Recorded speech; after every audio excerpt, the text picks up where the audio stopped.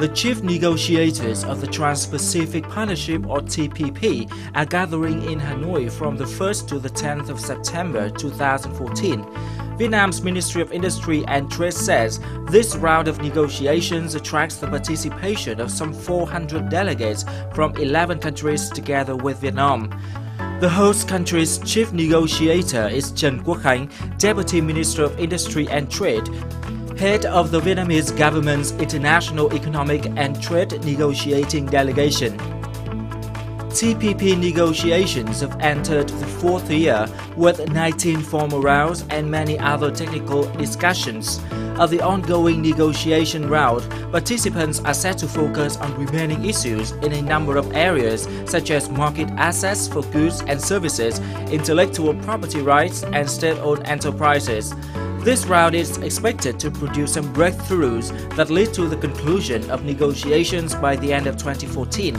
The free trade agreement is anticipated to strongly boost trade and investment between Vietnam and other countries in the region, particularly top economies including the United States and Japan. We believe that Vietnam stands to benefit greatly from implementation of the Trans-Pacific Partnership. The United States and Vietnam did $25 billion in two-way trade last year. It's been estimated that Vietnam's exports to the other 11 TPP partners will increase by up to 26% in the early years of implementation of TPP, and that Vietnam's GDP will grow by 11%. So this is a fabulously beneficial arrangement for Vietnam. Once finalized, TPP will raise standards, including labor standards, open markets up. It'll create millions of new jobs, not just in the United States and Vietnam, but throughout the Asia-Pacific. We are working very closely with Vietnam and other regional partners in order to complete the TPP negotiations as quickly as possible.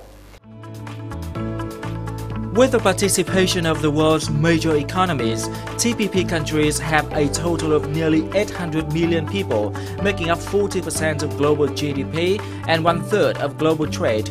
Experts say Vietnam's main exports such as agricultural products, garment and textile, footwear and wooden furniture will enjoy substantial benefits when the country joins TPP.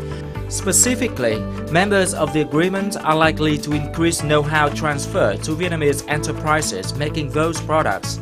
At the same time, member countries may boost direct investment in Vietnam to develop supporting and manufacturing industries for exporting to other parts of the world. In addition, Vietnamese companies are also likely to enjoy long-term benefits from the improvement of domestic business environment in accordance with TPP commitments. But Vietnamese authorities say the country also faces hefty challenges when joining the trade bloc. The biggest one is said to be the pressure from opening up the domestic market, causing intensified competition against Vietnamese businesses, many of which are struggling with limited scale and capacity. But experts say it is important for Vietnam to go through the challenges to restructure its economy for better quality and efficiency.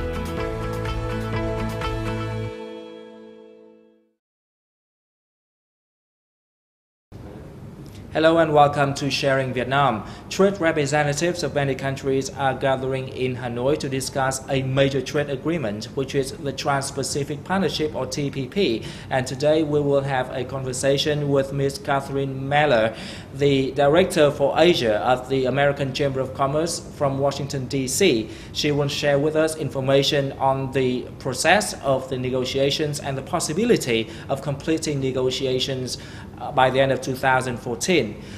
Good afternoon, Ms. Meller. Thank you very much for joining us today. First of all, could you share with us some updates of the ongoing negotiations? The negotiations are ongoing. They're here for a full week, longer than a week. And I think what we're expecting out of this round is that a lot of progress will be made based on the fact that the trade ministers were able to meet last week. So we've had a succession of ministers and chief negotiators last week and now chief negotiators and their staff this week, an intensive 2-week period of discussion. So we expect the outcome will be really setting up the possibility of a concluded agreement when the leaders get together in November. Some of the outstanding issues remain the politically sensitive issues related to market access, intellectual property rights, the commitments for state-owned enterprises, and the commitments the governments make in the areas of environment. All of these areas have been identified as work that needs the attention of political leaders as well as the negotiators, and we expect those 4 areas to be of focus this week. And how do you describe the process as well as the challenges of the Vietnamese delegation at the negotiations at this point? Vietnam has an enormous amount to gain from the TPP. We would argue that Vietnam might benefit the most out of its participation in the TPP, and I think the commitment that the political leadership and the negotiators have made to the agreement reflects that level of understanding. So it's been a very positive progression in the negotiation between for Vietnam, and certainly a lot of cooperation between the U.S. and Vietnam in ensuring that the balance of benefit really helps both countries. I think the challenges for Vietnam relate to a capacity to meet some of the more complex commitments in areas of the economy that are not quite as developed here in Vietnam as they may be in other countries. Certainly there are different frameworks for enforcement, different frameworks for commitment in areas like services, certainly in the labour area, and for state-owned enterprises. There are a lot of SOEs in Vietnam, and that's not a bad issue, but that means that there will be a lot of commitment related to the number of entities that would be required to fall under the TPP. I am not familiar with how the equitization is going domestically, but I think that commitment to reform in the SOE sector is reflected in Vietnam's ability to move forward with the SOE provisions in the TPP. It's a complementary effort to what the government wants to do domestically, and I think the timing of the TPP and the purpose of doing this is really positive. And could you share some information on the support of the United States for Vietnam in TPP negotiations?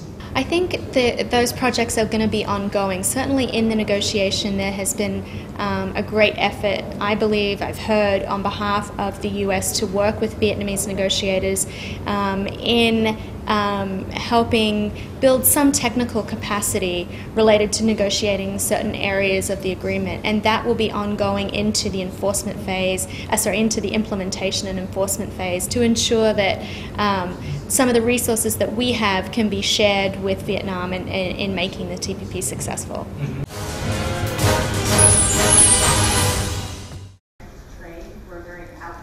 In early March 2014, a business delegation from the American city of Seattle visited Vietnam to promote cooperation and investment.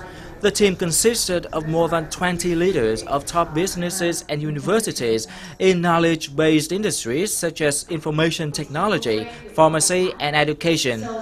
Many of the companies have become familiar in Vietnam, such as Microsoft and Boeing. The delegation had a meeting with local businesses in Hanoi with the coordination of Vietnam Chamber of Commerce and Industry. The visitors expressed their optimism about Vietnam's stabilizing macroeconomy and growth potential. They were particularly interested in major opportunities that follow the conclusion of Trans-Pacific Partnership negotiations between Vietnam, the United States, and 10 other countries.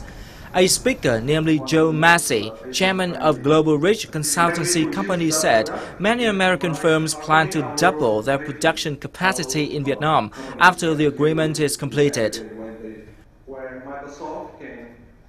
I think they're a very strong impression, particularly given the fact that the economy is now more stable, that the inflation has come under control, growth looks good. Seems to be a very strong push toward building new infrastructure that is attractive to companies, office space, facility, industrial parks. We have seen a number of industrial parks both in the south and here. We have met with very good companies, with brilliant Vietnamese executives like Chung Ja-bin, who is a world class. He is in some ways like Bill Gates or Steve Jobs for your country. And there are lots of these brilliant people here. That's why I'm so optimistic. Apart from Seattle businesses, representatives of many other big corporations from the United States also visited Vietnam in the first half of this year. The year began with a trip of nearly 80 leaders of 33 top companies led by the U.S. ASEAN Business Council. In June, another business delegation led by the U.S. Trade Secretary arrived in Vietnam with a message indicating that the Asian country is an important trade partner of the U.S. Vietnam's Ministry of Planning and Investment says the country is receiving a new wave of American investment. In the first 7 months of this year, numerous American investor projects were kicked off in Vietnam. The biggest one was a 5-star hotel and recreation complex in the coastal province of Bà Rịa Vũng Tàu by a company named Good Choice with registered capital of nearly $1.3 billion. Meanwhile, the world's biggest chip maker, Intel, says it is shutting down assembly and test operations in Costa Rica at the end of this year and moving part of the operations to Vietnam in 2015.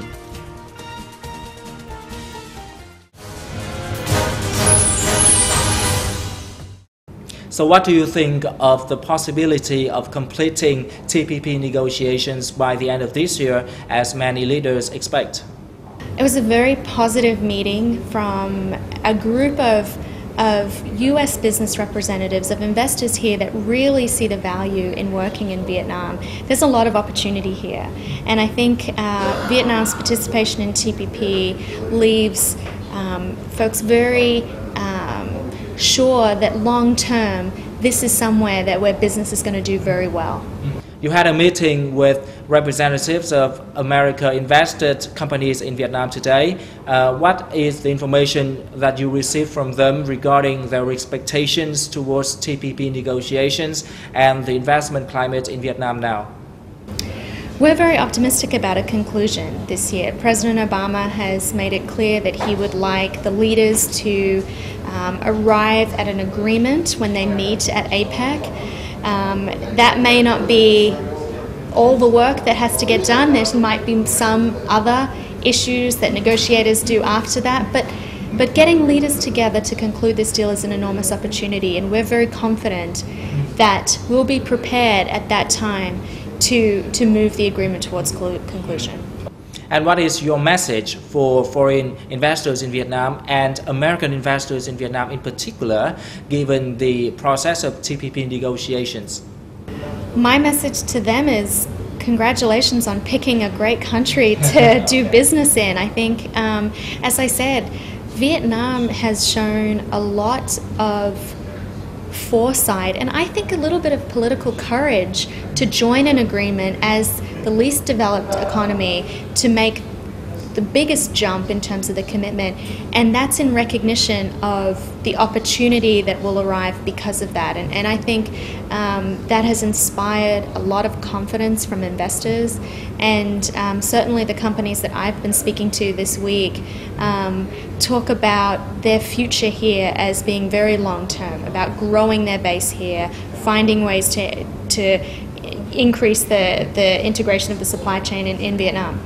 Ms. Mellor, thank you very much for your very interesting insights today. Well, that is all for our Sharing Vietnam today. Hopefully, the TPP negotiations will be completed by the end of this year as expected, and Vietnam will take the full advantage of the opportunities brought by this trade agreement. Thank you for watching and see you again next time.